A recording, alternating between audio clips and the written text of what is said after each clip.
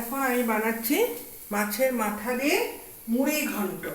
মুড়ি ঘন্ট সকলেই রান্নাটা করি, একটা করে রান্না তোমাদের সঙ্গে শেয়ার করি। প্রথমে আমি দিলাম সর্ষের তেল। আমার মুড়ি ঘন্টটা সর্ষের তেলেই ভালো হয়, কিন্তু অনেকে বলে সাদা তেল, কিন্তু আমার সাদা তেলে মুড়ি ঘন্ট বেশি ভালো লাগে না। আমার যার যেটা ব্যাপার। মুড়ি ঘন্টের মধ্যে একটু জিরে দিয়েছি আর দিচ্ছি তেজপাতা, যেহেতু আমি শুকনো লঙ্কা দেবো না। অনেকে শুকনো লঙ্কা গরম মশলা অ্যাড করে গোটা, কিন্তু আমি তার পরিবর্তে গরম মশলা গুঁড়ো দেবো। তেজপাতাটা হয়ে গেছে, আর সঙ্গে আমি চালটাকে ভিজিয়ে জলটা রেখে দিচ্ছি। এই চালটা প্রায় 1 ঘন্টার ওপরে ভিজিয়ে রেখেছি। চালটা নরম হয়ে রয়েছে। এবার একটা একটা করে মশলা দিয়ে ভাজতে হবে। প্রথমে তো পেঁয়াজটা দিচ্ছি, আর মুড়ি ঘন্টের মধ্যে একটা বেশি ভালো লাগে, একটু রসুনের পরিমাণটা যদি বেশি থাকে না, বেশি ভালো লাগে। আমি এখানে রসুন আর আদাটা গ্রেট করে নিয়েছি। এবার একটু হালকা ব্রাউন কালারের জন্য আমাকে অপেক্ষা করতে হবে। ব্যাস, ব্রাউন কালারটা এসে গেছে, দেখতেই পাচ্ছ। আর বেশি ব্রাউন করবো না, মশলা দিতে দিতে না ওগুলো পুড়ে যেতে পারে। বেশি হালকা, এখন তার জল দেওয়া হবে না। এখন একটা একটা করে মশলা দেবো, আর একটা একটা করে ভাজবো। এবার আদা রসুনটা আমার গ্রেট করে দিচ্ছি। তেলটা আমার একটু কম পড়ে গেছে, এই জন্য আরেকটু তেল আমি অ্যাড করে নিচ্ছি। মুড়ি ঘন্টে দিলে একটু তেল বেশি লাগে, কারণ অনেকে দেখি মুড়ি ঘন্টের মধ্যে কোনো তেল নেই, মশলা নেই, খেতে মানে কি ভাত ভাত খাওয়া। মুড়ি ঘন্ট যেন একটু কষা কষা, বেশ রসালো হবে, খেতেও টেস্ট হবে। এই দেখো, এটার সঙ্গে সঙ্গে আমার আদা পেঁয়াজ রসুন দেখো সুন্দর ভাজা হয়ে এসেছে। এর মধ্যে আমি দিচ্ছি আলু। আলুটা অনেকে দেয় না, এটা যার যায়, কিন্তু আমার সব কিছুতেই আলুটা বেশি পছন্দ করি। তার জন্য একদম অল্প একটু আলু দিচ্ছি। আর দিচ্ছি এবার একটু চিনি। চিনিটা দেওয়ার জন্য হচ্ছে কি একটু লাল লাল হওয়ার জন্য একটু চিনিটা দিলাম। আর এবার মশলাগুলো একটা একটা করে আমি দেব। তার জন্য আগে চালটাকেও একটু ভেজে নিচ্ছি, মশলার সঙ্গে চালটাকেও একটু আস্তে আস্তে ভেজে নিচ্ছি। এটা কিন্তু পিওর গোবিন্দভোগের চালও না, একটু মানে খুব মানে মিহি বলে নিলাম, এটা গোবিন্দভোগের চাল না। মানে আতপ চালের যে 1 নম্বর আতপ চাল হয়, একদম সরু সরু, সেই চালের। আর এই চালটা না খুব সুন্দর সেন্ট।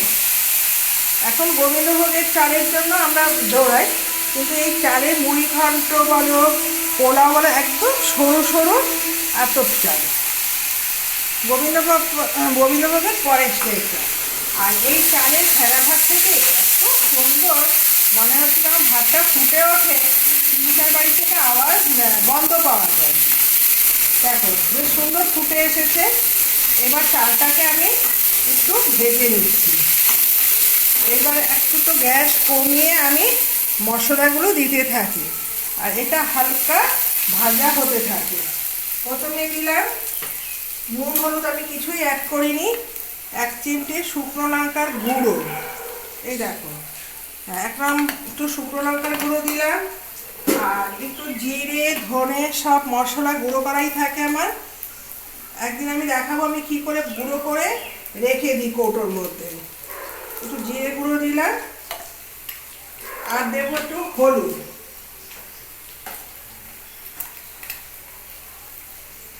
একটু হলুদও অ্যাড করে দিচ্ছি। আর বাকি আছে নুন। নুনটা আমার দেওয়া হয়নি, একটু নুনটাও দিয়ে নিয়েছি। নুনটা পরে আবার দেখে নিতে হবে নুনটা একটু লাগবে কিনা, কেন মাছের মাথার মধ্যে নুনটা রয়েছে। দেখো কি সুন্দর মশলাগুলো সব কষিয়ে নিচ্ছি একে একে। এগুলো খুব আস্তে আস্তে যদি মশলাটা কষানো হয় সুন্দর। দেখো প্রত্যেকটা ডিশের মধ্যে মশলাটা লেগে আছে, তার মানে আমার কষাটা হয়ে আছে। এবার আমি ওপর দিয়ে কী করছি, একটু কাঁচা লঙ্কা দিয়ে দিলাম। আর নামানোর আগে একটু ঘি আর গরম মশলা কিন্তু অতি অবশ্যই দিতে হবে। মুড়ি ঘন্টের মধ্যে যদি একটু ঘি আর গরম মশলা না থাকে, সেই টেস্টটা যেন পাওয়া যায় না। এবার দেবো মাছের মাথা। এই যে একটা বড় দিকে মাছের মাথা এখানে অ্যাড করে দিলাম। মাছের মাথা তো অবশ্যই দিতে হবে। মুড়ি ঘন্ট মানে মাছের, কাতলা মাছের মাথা দিয়ে মুড়ি ঘন্ট। রুই মাছ থেকে না কাতলা মাছটা বেশি ভালো লাগে। আগে যখন বিয়েবাড়ি হতো তখন তো এরকম মুরগিও ছিল না আর মটনও হতো না। একটা প্রাণীকে হত্যা করে বিয়েবাড়ি খাওয়া হতো না। প্রথমে হতো পুঁই শাক দিয়ে, একটা মাছের মাথা দিয়ে ঘ্যাট, মুড়ি ঘন্ট, মুগের ডাল, বেগুনি, এই হচ্ছে বিয়েবাড়ির রান্না। এখন তো এই পুরোনো দিনের রান্নাগুলি প্রায় চলেই যাচ্ছে। তা পুরোনো দিনের রান্না চলে গেলে কি হবে? কিন্তু ঘরেও তো এখন বসে বসে খাবার তৈরি করা যায়। একঘেয়েমি খেতে খেতে না আর ভালো লাগে না। ওই বাজারে যাও, রুই আর কাতলা, কত রকমের আগে মাছ পাওয়া যেত, এখন তো সেরকম মাছও পাওয়া যায় না। আবার দেখো কি সুন্দর কষাটা এসেছে। এবার আমি একটু গরম জল অ্যাড করে দিচ্ছি। এখানে জলটা বেশি দেওয়া যাবে না, যতটা জল মানে সবজি আছে ঠিক তার পরিমাণ মতন করে জল দিতে হবে। এই দেখো, এইবার এটাকে অল্প আছে ঢেকে দিতে হবে। চালটা সিদ্ধ হলে দেবে একদম ডবল হয়ে যাবে একদম। আবার বেশি যেন পেতুই না হয়, তাহলে খেতে কোনো টেস্ট লাগবে না।